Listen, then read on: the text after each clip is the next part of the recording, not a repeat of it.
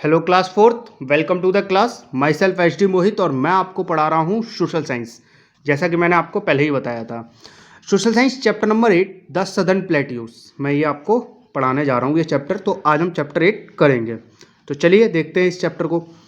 The southern plateaus are situated to the south of the northern plains. जो southern plateaus हैं हमारे, वो situated हैं नॉर्दर्न प्लेन्स के साउथ में। They are also known as great plateaus of peninsular India. ये peninsular India के great plateaus कहलाते हैं। ठीक है, ये किस नाम से और जाने जाते हैं? वो नाम है ग्रेट प्लेट्यूज। ठीक है, the southern plateaus are almost triangular in shape. जो हमारे सदर्न प्लेट्यूज हैं वो ऑलमोस्ट ट्राइंगुलर होते हैं शेप में। ठीक है, they spread for nearly 1600 kilometres from north to south and 1400 kilometres from east to west. देखिए क्या है, ये कहाँ तक फैले हुए हैं? ये नॉर्थ से लेके साउथ तक 1600 किलोमीटर्स। हमारा ये नॉर्थ है, मैंने बताया था, और ये हमारा साउथ है। ठीक है, तो ये यहाँ पर 1600 किलोमीटर्स के दायरे में फैले हुए हैं। फिर ईस्ट से लेके वेस्ट तक यहाँ पर 1400 किलोमीटर्स के दायरे में फैले हुए हैं। ठीक है, तो आपको समझ में आया? इतना ये फैले हुए हैं, इतना स्प्रेड है ये। This reason contains rough and uneven surface. ये जो रीजन है इसमें रफ और अनइवन सरफेस होता है। River Narmada divides them into two parts. जो रिवर नर्मदा है, नर्मदा नदी है, उसने प्लेट्यूज को दो पार्ट में बांट रखा है। पहला पार्ट सेंट्रल हाईलैंड, दूसरा डेक्कन प्लेट्यू। ठीक है, पहला कौन सा है? सेंट्रल हाईलैंड्स, एंड दूसरा है डेक्कन प्लेट्यूज। अब हम पढ़ लेते हैं सेंट्रल हाईलैंड्स के बारे में। The central highlands include the Malwa plateau and the Chota Nagpur plateau. Central highland में क्या आता है? सेंट्रल हाईलैंड में आता है मालवा प्लेट्यू आता है और छोटा नागपुर प्लेट्यू आता है। The Malwa plateau is surrounded by the Aravalli hills in the north west and the Vindhyas in the north. देखिए नॉर्थ वेस्ट में ये जो हमारा मालवा प्लेट्यू है ये पड़ता है अरावली की पहाड़ियों के आसपास नॉर्थ वेस्ट में, और इधर नॉर्थ में विंध्यास में पड़ता है। ठीक है, नॉर्थ वेस्ट के एरिया में अरावली की पहाड़ियों के आसपास, अरावली की पहाड़ियों से घिरा हुआ ये एरिया, और इधर नॉर्थ में विंध्यास में पड़ता है। The Chota Nagpur plateau from north eastern part of southern plateau. Chota Nagpur plateau जो कि पार्ट है, नॉर्थ ईस्टर्न पार्ट है सदर्न प्लेट्यूज का। ठीक है, it is the richest mineral producing region of India. ये रिचेस्ट मिनरल प्रोड्यूसिंग रीजन है इंडिया का। यहाँ पर बहुत ज़्यादा मिनरल्स प्रोड्यूस होते हैं, ज़मीन से बहुत ज़्यादा मिनरल्स निकलते हैं। अब देखते हैं हम लोग Deccan plateau. Deccan plateau, most part of the southern India is covered with the Deccan plateau. Southern India का, जो हमारी सदर्न इंडिया है, उसका ज़्यादातर हिस्सा, ज़्यादातर पार्ट डेक्कन प्लेट्यू ने कवर्ड कर रखा है। It extend from the Satpura hills in the north to Kanyakumari in the south. एक नॉर्थ में सतपुरा हिल्स पड़ती हैं, वहां से लेके कन्याकुमारी जो कि साउथ में पड़ता है, वहां तक एक्सटेंड है, वहां तक फैला हुआ है। The western and eastern side of Deccan plateau is surrounded by the western Ghats and the eastern Ghat. जो वेस्टर्न और ईस्टर्न साइड है डेक्कन प्लेट्यू की, ये है वेस्टर्न और ईस्टर्न के घाट के आसपास। ठीक है, some of the famous western Ghats are the, कुछ फेमस वेस्टर्न घाट जो है वो कौन से हैं?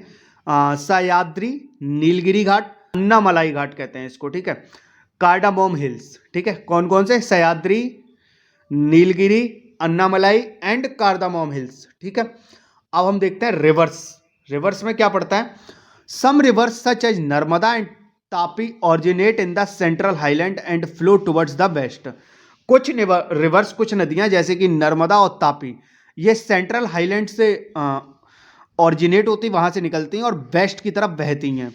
मैनी रिवर्स लाइक कृष्णा, बहुत सारी नदियां जैसे Krishna, Kaveri, Godavari and Mahanadi flowing through the Deccan plateau, ये डेक्कन प्लेट्यू से होते हुए बहती हैं। Originate in the eastern and western Ghat, और ये ऑरिजिनेट कहाँ होती है? ईस्टर्न एंड वेस्टर्न घाट से ऑरिजिनेट होती हैं और डेक्कन प्लेट्यू के पास से बहती हैं, डेक्कन प्लेट्यू से बहती हैं। They flow east towards the bay of Bengal, ये ईस्ट की तरफ बहती हैं, बे ऑफ बंगाल की तरफ। ठीक है, ईस्ट में। River Godavari is most important river of southern India. जो गोदावरी नदी है वो सदर्न इंडिया की बहुत इंपॉर्टेंट रिवर है, बहुत जरूरी रिवर है। ठीक है, जो कि बहुत मायने रखती है। अब हम पढ़ते हैं क्लाइमेट के बारे में। In the southern plateau rain generally falls during the monsoon season from June to October. Southern plateau में क्या होता है, जो बरसात है, जो बारिश है, वो ज़्यादातर मानसून सीजन में ही गिरती है, जून से लेके अक्टूबर के बीच में। The month between March and June are very hot. मार्च और जून के जो महीने होते हैं वो बहुत गर्म वाले होते हैं, बहुत गर्मी रहती है इनमें। Temperature in these months can easily rise above 40 degree Celsius. जो टेम्परेचर होता है हमारा इन महीनों में 40 डिग्री सेल्सियस तक पहुंच जाता है, इससे ऊपर भी चला जाता है। The winter season start from November and last till February. Winter season नवंबर से स्टार्ट होता है और फरवरी तक चलता है, ठीक है। लास्ट फरवरी में जाके कहीं खत्म होता है, जाके फरवरी तक आराम से विंटर सीजन निकल जाता है। Natural vegetation and wildlife. Natural vegetation and wildlife का है क्या है यहाँ पे, trees like oak, teak, sal, sandalwood, mahua, mango, jackfruit, bamboo and banyan are found in the forest around the Deccan plateau. जो डेक्कन प्लेट्यू में जंगल पड़ते हैं उसमें क्या है, या डेक्कन प्लेट्यू के आसपास जो जंगल पड़ते हैं वहां पर oak, teak, sal, sandalwood, mahua, mango, jackfruit, bamboo और बनियान के ट्रीज पाए जाते हैं। The forest on the slopes of the western Ghat have trees like rosewood, mahogany, bamboo and ebony. Western Ghat की स्लोप पर जो फॉरेस्ट पड़ते हैं उनमें कौन कौन से ट्रीज पाए जाते हैं, वो हैं rosewood, mahogany, bamboo and इवोनी।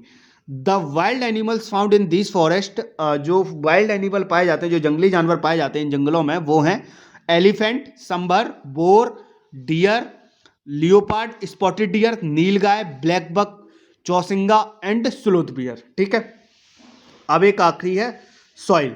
There are 2 type of soil in the southern plateau. Southern plateau में 2 टाइप की सॉइल है, एक है ब्लैक सॉइल एंड दूसरी है रेड सॉइल।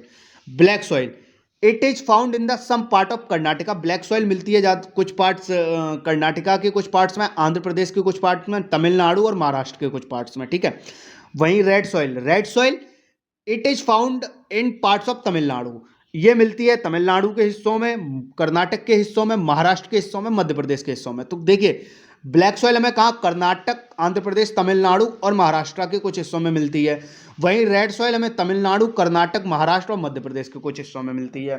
तो क्लास ये था आपका चैप्टर। उम्मीद है आपको समझ में आया होगा। आपने अपना टाइम दिया उसके लिए थैंक यू सो मच।